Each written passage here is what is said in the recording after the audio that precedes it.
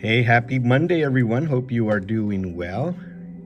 TGIM. Thank God it is Monday. It's one of the best days of the week for me. I hope it is for you too. Um, and this is In the Raw, unscripted, unpracticed, unedited conversation. I was going to say something else. I was going to say most people don't like Mondays, but Monday is a good day because this is when we go back to work.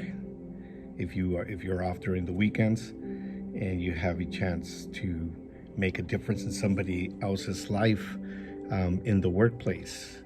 So hopefully it's something that you like to do. If you don't like going back to work, maybe you're not doing the right thing. You're not in the right line of work. You might want to check that out. All right. So I thought we would talk about I like to sometimes talk about quotes, and I will share some quotes with you that I come across. I do it every day with my students. I give them a different quote every day as they walk in the morning, and their first task is to write a response to the quote. What does it mean to them? What do they think about the quote?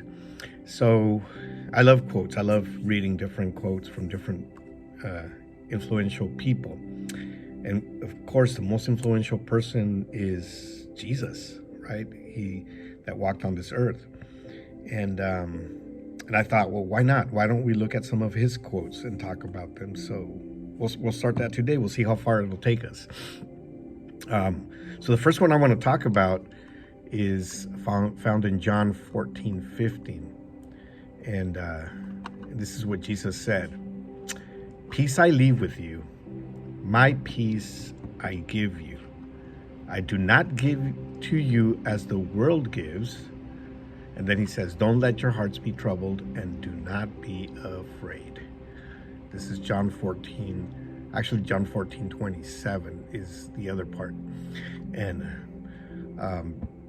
Jesus, when he was prophesied, when his birth was prophesied back in Isaiah, one of the titles or one of the descriptions that was used to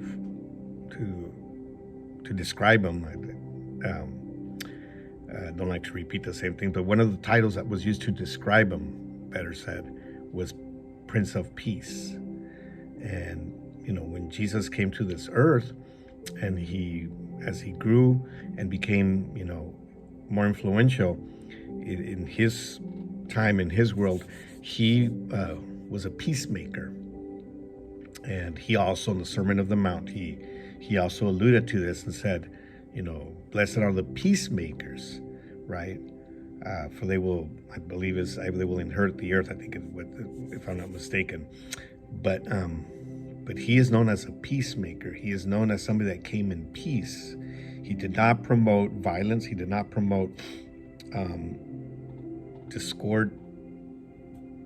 violent discord against people, within people. He didn't promote anything that would cause violence among the people at that time. He was peace, and he said this, my peace I leave with you, my peace I give you. I do not give to you as the world gives. So we can look for peace around us, and we protest sometimes, or we see people protesting for peace, but the peace that this world seeks is not the same peace that we can find in Jesus Christ, because he is the Prince of Peace. He gives us a peace that is not from this world, a peace that comes from God himself. And when we have that peace, I don't know if you've experienced it, but when we have that peace, there's nothing that will worry us, nothing that will trouble us. And that's why he said, don't let your hearts be troubled. Don't be afraid. There's no fear that will overpower us, because we have his peace. And I've experienced it many times. Usually when I am making a decision or need to make a decision that is a difficult one, I go to God and I say, God, what do I need to do? And show me what I need to do. Give me peace if this is the decision I need to make.